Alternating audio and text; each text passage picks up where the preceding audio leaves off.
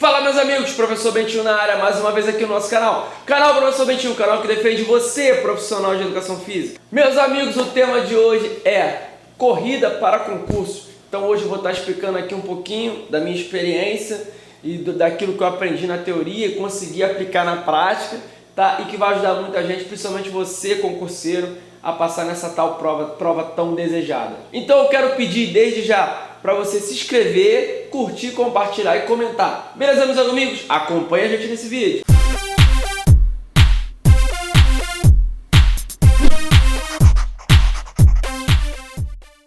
Meus amigos, você está se preparando para o concurso? De antemão eu quero alertar o seguinte: vou trabalhar primeiro no melhor cenário. Se você tem ali um coach para concurso, ele está ali periodizando as suas provas, as provas mais difíceis, ele está periodizando as matérias que mais caem, ele tem que estar incluindo ali, na verdade não é ele, na verdade somos nós, os profissionais de educação física, que vai determinar o seu tempo de treino, mas tem que estar falando harmonicamente com a tabela dele, porque você no dia que não estiver correndo, não estiver na academia, ou não, malhando, ou não estiver nadando, não quer dizer que você não treinou, a gente programou para que naquele dia você não fizesse exercício. Tá? Então a gente sempre fica, quando a gente não planeja, quando a gente não faz, quando não treina no dia, a ideia é que a gente esteja perdendo, e na verdade não é. Então o melhor cenário é você se preparando antes de passar na prova, para que você chegue na prova tranquilo. Então você vai ter o tempo todo, o melhor cenário para a gente também, profissional de educação física, para que você chegue lá e só execute, vai fazer, na verdade você só vai cumprir tabela. O segundo cenário você saiu o edital. Quando saiu o edital, você passou a treinar, o que acontece muito. E a gente começa a ficar um pouco atrás na parte de atividade física.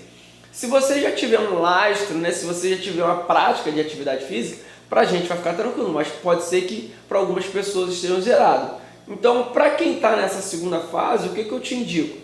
É fazer um teste com um profissional, claro, de educação física que entenda, um teste de 12 minutos. Esse teste de 12 minutos está muito popular na nossa área. Ele vai trazer um resultado, ele vai nos dar um resultado e a partir dali eu vou montar a sua planilha de treino.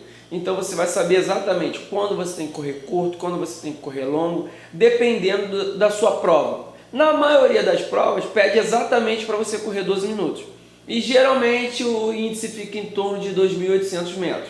Então assim, eu posso dizer que é um pouco puxado para quem não está fazendo nada. Mas trabalhando ainda nesse segundo cenário, a gente não consegue muita coisa. Tá? Mas o importante é saber o que você tem que fazer e qual o dia certo, a distância, se tem descanso, se não tem descanso, tá? Para você não ficar perdido. Porque o que é muito importante é você pegar primeiramente o seu tempo de corrida. Uns chamam de pace time, de passada, não importa.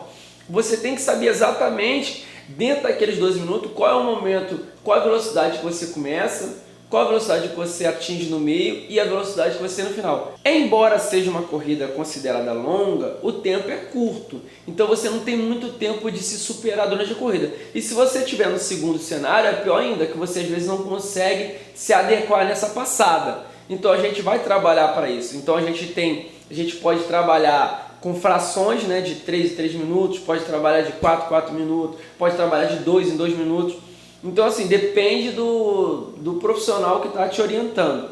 Dentro dessas frações que eu separei, ela tem uma velocidade, tem uma distância que ela precisa ser obedecida. Eu não vou dizer aqui o quanto exatamente vai fazer, porque acaba generalizando, e não é. Então pode ser que num teste de 12 minutos, uma pessoa alcançou 1 km e a outra alcançou 2. Então eu vou deixar aquém para um e além para outro.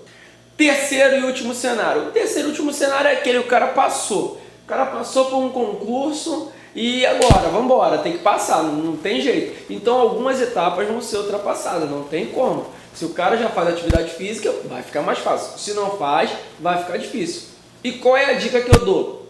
Dê o seu melhor, dê o seu melhor. Eu tenho um exemplo de uma pessoa que passou numa prova e ele nunca tinha feito atividade física, fazia muito raramente, correndo era desengonçado que só, bola não tinha, mas era muito inteligente, E aí ele foi lá e fez o teste de 12 minutos.